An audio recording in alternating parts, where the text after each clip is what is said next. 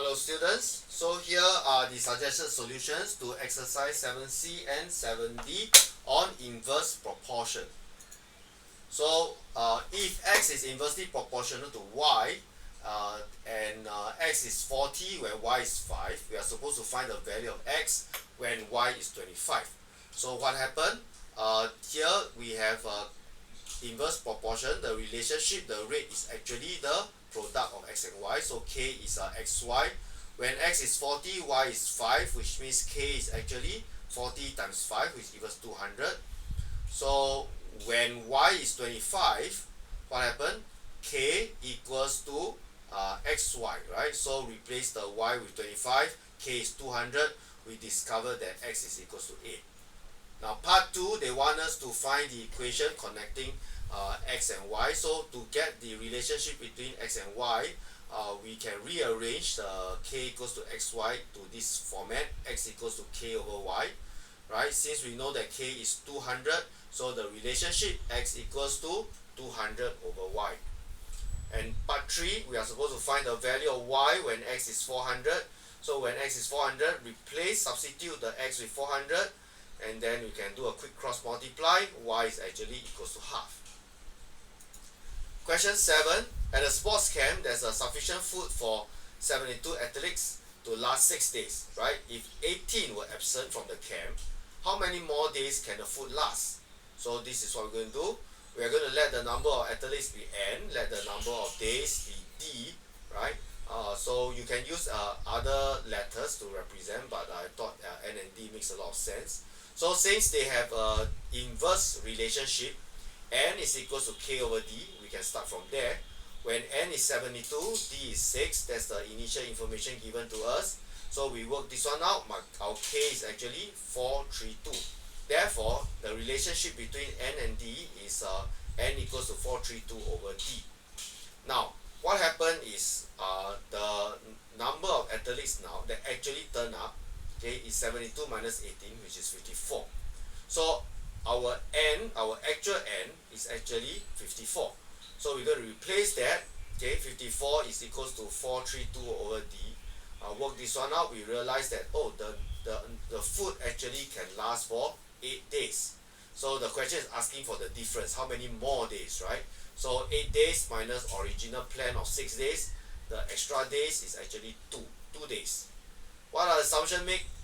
We assume that athletes eat the same amount of food, right? Because we know in reality that's not true, right? There are different people have different appetites. Right.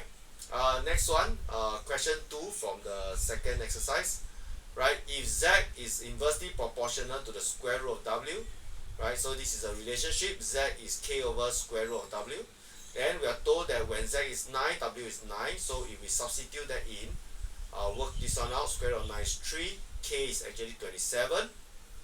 So after we find k, we can rewrite the relationship again properly. So z equals to 27 over square root of w, right? Now part 2, this time round they say the w, the variable w, changed to 16. What happened to z, right? So when w is 16, we do some substitution, we work it out. Our z is 27 over 4. And part 3, this time round z changes to 3. What happened to w, right? So when z equals to 3, this is a situation. So square root of w equals to 9. 27 divided by 3 is 9. Then after that, we square both sides of the equation. W is 81. Question 8. For a fixed volume, the height of the cone is given as this. The height is given as h. The radius is r, so that's fine. Then we have some basic information. We say that cone A has the base radius of 6 and a height of 5, right?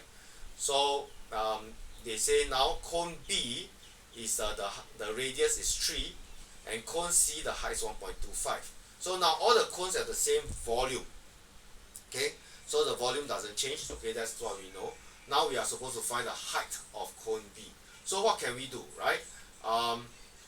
What we can do is this, radius of cone B, okay, compared to cone A, right? So 3 cm here, 6 cm here, we realize that it's actually half. So the radius is actually half. And we know that the relationship, right, h is equals to the inverse, okay, relationship with r squared. Okay, so let's get the relationship down first before we start applying the idea, right, of trying to use the proportion to find the answer. So h is inversely proportional to r squared, right? We have that from the question. When r is 6, h is 5, this is for cone A. So we substitute in, we realize that k is 180. So the relationship between the h and the r is actually h equals to 180 over r squared. So now what happens is for cone B, our r is half. So it becomes like this if you follow my cursor, right? So we work this one out, right? R over 2 squared is r squared over 4, right? So we simplify this further, we realize this is actually 4 times 180 over r squared. Now 180 over r squared is the original height, okay, which is the height of cone A. So the height of cone B is the 4 times the height of cone A. So 4 times 5, the height of cone B is actually 20 centimeter. Okay. Now for part 2, this time round we look at cone C. Now the cone C, cone C, the height is actually a quarter of cone A, right? So what we can do is from here, the relationship we can rearrange it a bit. R squared is a 180 over R, right? So when we talk about cone C, radius of cone C, how is it affected? The height is actually a quarter. So where does a quarter come from? Just in case you're wondering, 1.25 is a quarter of 5, just to make it more explicit to you. So a quarter of it, right? We work this one out. This is 4 times 180 over h. So 180 over h, as we can see, is actually the r squared of cone A. So 4r squared. So the radius of C squared is actually 4 times the radius of A squared, right? So substitute in with the value 6, which is the original height of cone A. We work this one out. R squared is actually 144. Therefore, the radius of C, right, is actually 12 centimeter. Okay, so this question I do understand that it might be quite challenging for some of you. If you need more clarification, do remember to make an appointment with me and we can discuss it at length. Alright, so that's the questions I asked you to try. Have a nice day.